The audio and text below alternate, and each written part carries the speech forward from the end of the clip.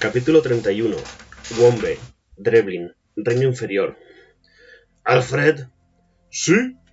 ¿Entiendes lo que hablan? Hugh señaló a Vane y al Geg, que avanzaban charlando entre la coralita. A sus espaldas asomaban las nubes de tormenta y el viento empezaba a reizar con un aullido fantasmagórico entre los fragmentos de coralita arrancados por los impactos de los rayos. Delante del grupo se distinguía ya la ciudad que Vane había visto. Mejor dicho, no una ciudad, sino una máquina. O, tal vez, una máquina que era una ciudad. No, señor, respondió el chambelán, con la vista fija en la espalda de Vane y hablando en un tono de voz más elevado del habitual en él. No conozco la lengua de este pueblo. No creo que haya muchos de nuestra raza, o incluso de entre los elfos que la dominen. Te equivocas. Algunos elfos la hablan, los capitanes de las naves de transporte de agua. Pero entonces, si tú no lo hablas, y supongo que Stephen tampoco, ¿dónde la ha aprendido el príncipe? ¿No te lo imaginas?, replicó Alfred, alzando una mirada al cielo. Hugh comprendió que no se estaba refiriendo a las nubes de tormenta. Allá arriba, muy por encima del torbellino, estaba el reino superior donde moraban los misteriarcas en su exilio autoimpuesto, viviendo en un mundo cuyas riquezas, según decían las leyendas, superaban los sueños del hombre más codicioso y cuya belleza desbordaba la imaginación más desbocada. Entender el idioma de una raza o culturas distintas de la propia es uno de los conjuros mágicos más sencillos. No me sorprendería que ese amuleto que lleva... ¡Oh! Los pies de Alfred decidieron desviarse del camino y hundirse en un hoyo y arrastraron con ellos el resto del chambelán. El Geg se detuvo y volvió la cabeza, alarmado por su grito. Pero Vane hizo un comentario burlón y los dos continuaron su avance. Hugh ayudó a Alfred a incorporarse y, sujetándolo por el brazo, lo condujo apresuradamente por el áspero terreno. Las primeras gotas de lluvia empezaban a caer del cielo y se estrellaban contra la coralita con un sonoro chapoteo. El chambelán lanzó una inquieta mirada a Hugh, y este captó su muda petición de que guardara silencio. En aquella embarazosa mirada, la mano leyó la auténtica respuesta de su pregunta en momentos antes, una respuesta que poco tenía que ver con la que Alfred le había dado. Estaba claro que el chambelán hablaba el idioma de los Gex. A nadie se le ocurrió prestar atención a una conversación que no podía entender, y Alfred estaba muy pendiente de lo que decían Vane y su acompañante. Pero lo más interesante de todo, para Hugh, era que Alfred le ocultase el hecho al príncipe. Hugh aprobó sin reservas el hecho de espiar a su Alteza, pero tal cosa dejaba abiertas otras inquietantes cuestiones. ¿Dónde y por qué había aprendido un chambelán a hablar el idioma de los Gex? ¿Quién o qué era Alfred? La tormenta estalló con toda su mortífera furia y el grupo de Gex y humanos se lanzaron en una loca carrera hacia la ciudad de Wombe. La lluvia formaba delante de ellos una muralla gris que casi les impedía ver hacia dónde avanzaban. Sin embargo, por fortuna, el ruido que producía la máquina era tan potente que resultaba audible a pesar de la tormenta y sus vibraciones eran perceptibles bajo los pies. Gracias a ello, supieron que corrían en una buena dirección. Una multitud de Gex los esperaba junto a una puerta abierta y los hizo pasar a todos al interior de la máquina. El ruido de la tormenta cesó, pero el estruendo de la máquina era aún más potente con sus chirridos metálicos y sus golpes sordos procedentes de todas partes, de arriba, de abajo, de alrededor de ellos y de la lejanía. Varios Gex con aspecto de guardianes armados precedidos por otro Geg vestido a imitación de los sirvientes de los nobles elfos aguardaban allí con cierto nerviosismo para recibirlos.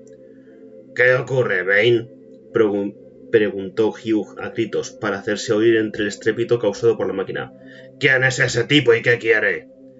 Vane volvió el rostro hacia Hugh con una candorosa sonrisa, visiblemente complacido consigo mismo y con aquel poder recién descubierto.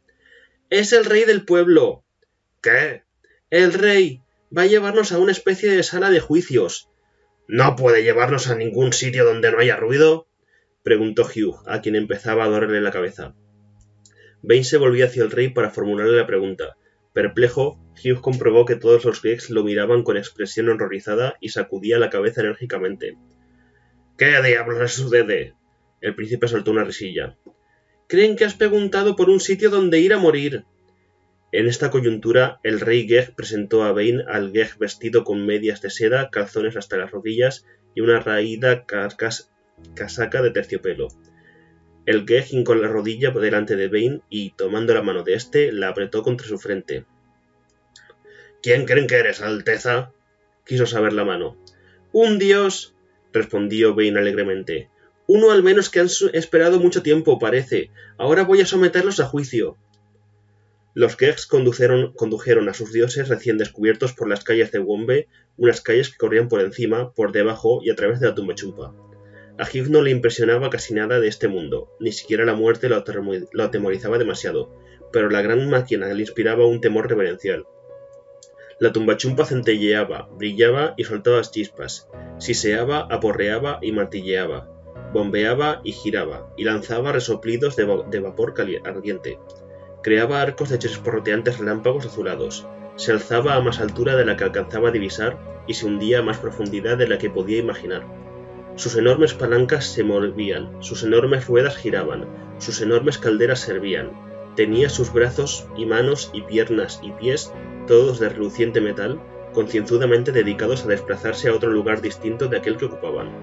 Tenía ojos que despedían una luz cegadora y bocas que chillaban y ululaban. Y los Gex se desplazaban sobre la máquina, ascendían en ella, descendían gateando a sus entrañas, la controlaban, la ayudaban y, en general, se ocupaban de atenderla con visible amor y devoción. Vane también estaba pasmado y miraba a su alrededor boquiabierto, con los ojos como platos, en una expresión muy poco digna de un dios. —¡Esto es asombroso! —exclamó con un jadeo. —Nunca había visto nada igual. —¿De veras, venerable? —replicó el survisor jefe, observando con desconcierto al niño dios. —Pero si la construisteis vosotros, los dioses. —Oh, sí, esto... balbució Vane. A lo que me refería era que no había visto nunca nada parecido al cuidado con que os ocupáis de ella. Acabó la frase apresuradamente, soltando la palabra con una sensación de alivio.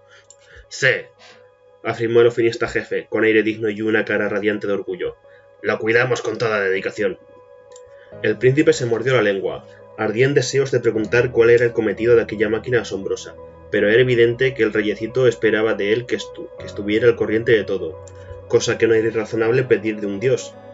Vane también se encontraba solo en aquel asunto, pues su padre ya le había facilitado toda la información que poseía sobre la gran máquina del reino inferior. Aquello de ser un dios no era tan sencillo como le había parecido al principio, y el príncipe empezó a lamentarse de haber aceptado tan deprisa tal condición. Y estaba también aquello del juicio. ¿A quién iba a juzgar? ¿Y por qué? ¿Tendría que mandar a alguien a las mazmorras? Desde luego necesitaba averiguarlo. Pero, ¿cómo? Aquel rey Geg resultaba un poco demasiado despierto. Era muy respetuoso y solícito, pero Vane se dio cuenta de que, cuando miraba a otra parte, el rey lo estudiaba con una mirada aguda y penetrante. En cambio, a su derecha, el príncipe tenía otro Geg que le recordaba a un mono amaestrado que había visto una vez en la corte.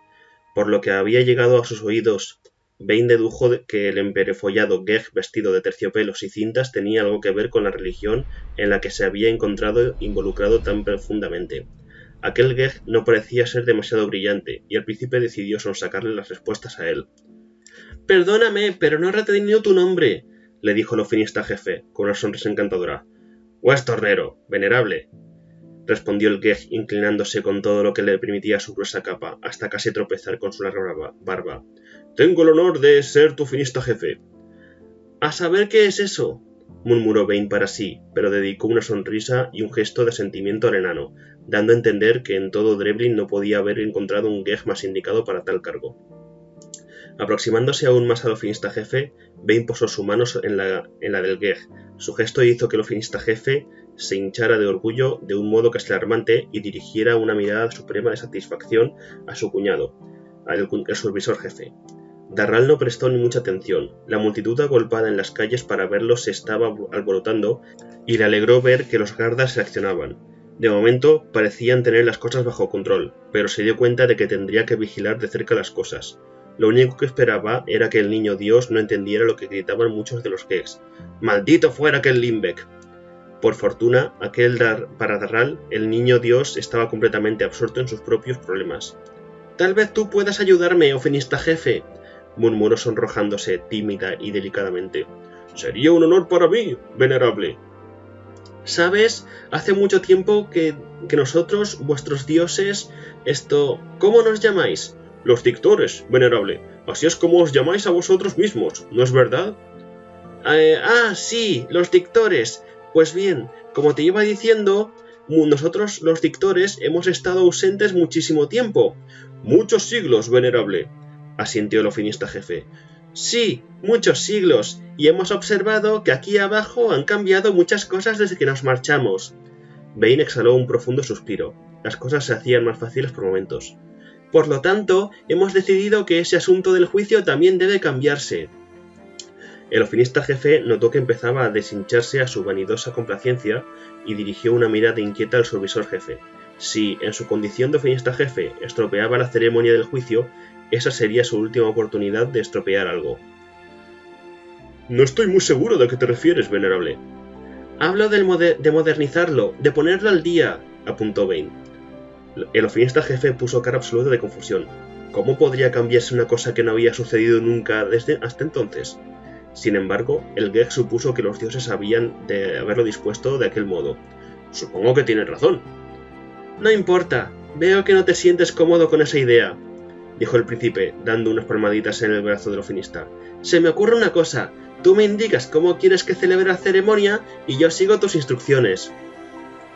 El rostro del ofinista jefe se iluminó de nuevo. No sabes qué maravilloso es ese momento para mí, venerable. He soñado tanto tiempo con algo así, y ahora, por fin, podré celebrar el juicio como siempre lo había imaginado. Emocionado, se secó las lágrimas de las mejillas.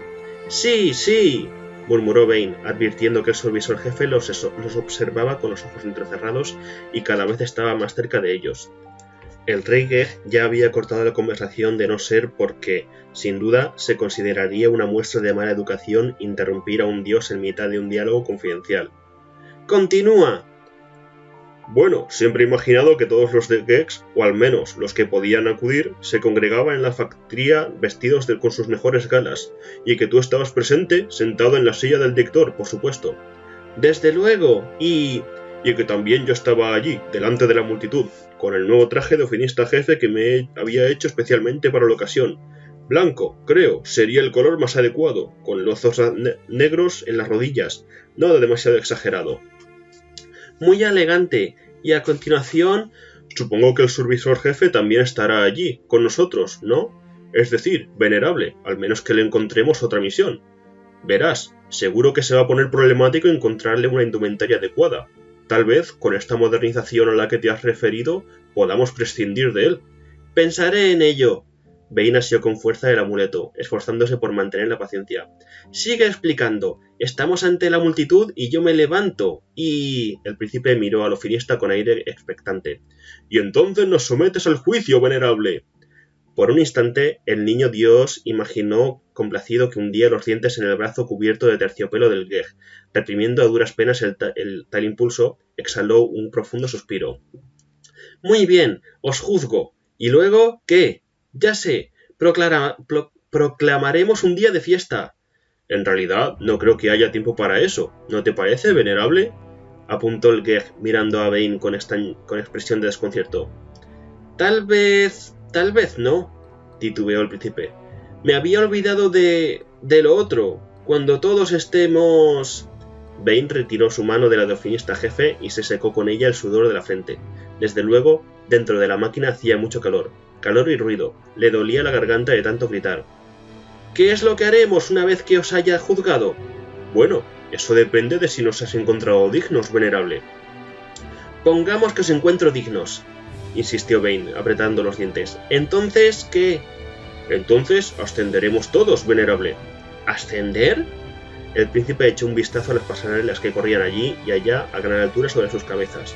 El ofinista jefe, malinterpretando el gesto, soltó un suspiro de felicidad y, con una expresión beatífica en el rostro, elevó las manos. ¡Sí, venerable! ¡Ascenderemos directamente al cielo! Mientras avanzaba detrás de Vane y sus devotos Gex, Hugh dividió su atención entre la vigilancia del príncipe y la observación del lugar en el que estaban. No tardó en abandonar sus intentos de memorizar el camino que recorrían, reconociendo interiormente que jamás lograría encontrar sin ayuda la salida de las entrañas de la máquina. La noticia de su llegada los había predecido evidentemente. Miles de Gex llenaban las salas y pasadizos de la máquina y contemplaban su paso, señalándolos con el dedo y lanzando gritos. Incluso los Gex, que estaban de servicio, volvían la cabeza. concediendo a Hugh y a sus compañeros, que no pudieron apreciarlo en todo su valor, el gran honor de olvidarse de sus tareas por unos segundos. No obstante, la reacción de los Gex era confusa. Algunos lanzaban vítores de entusiasmo, pero otros parecían enfadados. Hugh estaba más interesado en el príncipe Vane y en qué estaría tramando en tan secreta confabulación con el Geg emperifollado. Mientras se maldecía en silencio por no haberse molestado en aprender una sola palabra del idioma de los Gex durante su permanencia en poder de los elfos, la mano notó que le tiraban de la manga y volvió su atención a Alfred. «Señor», dijo este, «¿has advertido que grita la gente?» «Por lo que a mí respecta, un galimatías sin pies ni cabeza. Pero tú entiendes su lengua, ¿verdad, Alfred?» El chambelán se sonrojó. «Lamento haber tenido que ocultártelo, señor, pero he considerado importante que no se enterara cierta persona», dirigió una mirada al príncipe. «Cuando me has preguntado al respecto, antes de la tormenta, cabía la posibilidad de que él pudiera oír mi respuesta, de modo que no tuve otro remedio que...» Hugh hizo un gesto con la mano, disculpándolo. Alfred tenía razón y había sido él, la mano, quien había cometido el error al preguntar. Debería haberse dado cuenta de lo que Alfred pretendía y no haber abierto la boca. La única explicación del desliz era que en toda su vida se había sentido Hugh tan importante. «¿Dónde aprendiste a hablar Geg?» «Siempre he tenido afición por el estudio de los Gex y del reino inferior, señor», respondió Alfred con tal rotundidad, entre tímida y orgullosa, de un sincero entusiasmo en el tema. Me atrevería a decir que poseo una de las mejores colecciones de libros escritos sobre la subcultura que existe en el Reino Medio. Si te interesa, me encantará mostrártela a nuestro regreso. Si dejaste esos libros en el palacio, puedes olvidarte de ellos, a menos de que decidas pedirle a Stephen permiso para volver allí y recoger tus cosas. Tienes razón, señor. Naturalmente. ¡Qué estúpido soy! Alfred hundió los hombros. Todos mis libros. Supongo que nunca más volveré a verlos. ¿Qué me decías de los gritos de la gente? ¡Oh, sí! El chambelán echó un vistazo a los Gex que lanzaban vítores y esporádicas burlas a la comitiva. Algunos corean, abajo el 231, dios del survisor, y queremos al dios de Limbeck. ¿Limbeck? ¿Qué significa eso? Creo que es un nombre Geg, señor. Significa destilar o extraer. Si me permites una sugerencia, creo que... El chambelán bajó maquinalmente la voz y Hugh no logró comprender sus palabras debido al ruido y la conmoción. Habla más alto. Aquí nadie entiende lo que decimos, ¿verdad? Supongo que no. Asintió Alfred con una expresión de ligera sorpresa.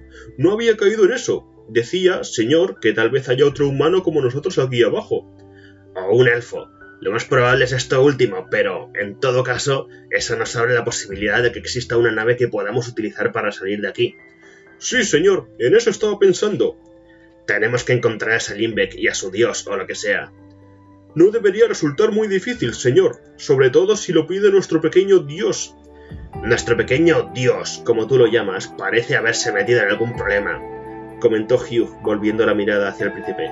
Mírale la cara. Oh, vaya, murmuró Alfred. Bainpar había vuelto a la cabeza en busca de sus compañeros. Tenía las mejillas pálidas y los ojos azules muy abiertos. Mordiéndose los labios, hizo un breve y rápido movimiento con la mano para que se acercaran a él. Un escuadrón completo de Gex armados avanzaba entre Bane y sus dos compañeros. Hugh movió la cabeza con gesto de negativa. Bane insistió con una mirada suplicante. Alfred le dedicó una sonrisa comprensiva y señaló a la multitud. Bane era un príncipe y sabía qué significaba una audiencia. Con un suspiro, el pequeño se volvió a un lado y a otro y empezó a agitar sus manitas sin energía ni entusiasmo. «Ya me temía algo así». «¿Qué crees que ha sucedido?» «El príncipe ha dicho algo acerca de que los Gex lo toman por un dios que ha venido a juzgarlos. Se ha referido a ello con ligereza, pero para los Gex es un asunto muy serio. Según sus leyendas, esa gran máquina fue construida por los Victores y los Gex recibieron la orden de cuidar de ella hasta el día del juicio en que recibirían su recompensa y serían transportados a los reinos superiores. Esta es la causa de que la isla Esperanza de los Gex recibiera tal nombre». «Dictores. ¿Quiénes son los Dictores?» «Los Sartán». «Espero que no podrá fingir tal cosa, aunque si lo ayuda a su padre...» «No, señor. Ni siquiera un misteriarca de la séptima casa como su padre posee unos poderes mágicos comparables a los de los Sartán. Al fin y al cabo», añadió Alfred, abriendo los brazos, «fueron ellos quienes construyeron todo esto». En aquellos momentos a Hughes le importaba poco tal cosa. «Estupendo, sencillamente estupendo», exclamó. «¿Y qué crees que nos harán cuando descubran que somos unos impostores?» No sabría decirlo. Por lo general, los Hex son gente pacífica y tolerante. Sin embargo, no creo que se hayan encontrado nunca con alguien que se hiciera pasar por uno de sus dioses. Además, parecen estar muy agitados por alguna causa. Tras dirigir una nueva mirada a la multitud, que daba crecientes muestras de hostilidad, sacudió la cabeza. Yo diría que hemos llegado en un momento bastante inoportuno.